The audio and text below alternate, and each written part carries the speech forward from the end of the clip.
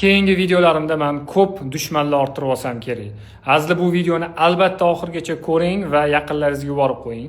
Men bitta apparat sotib oldim. Bu apparatning nomi formaldegid detektori. Bu mebelni ajratib chiqarayotgan formaldegid miqdorini o'lchab beradi. Hozir men ofisimdagi mana shu mebel qancha formaldegid ajratib chiqarayotganini ishlatib, bu apparat yordamida ko'rsatib beraman. 180 soniya kutishimiz kerak va men formaldegid haqida sizga qisqacha aytib beraman, tushunarli qilib. Formaldegid xalqaro saratonni aniqlash tashkiloti tomonidan birinchi guruh kanserogeni, ya'ni saratonni keltirib chiqaradigan moddaligi aniq isbotlab qo'yilgan ekan va bu tashkilot o'zini rasmiy monografiya deydi.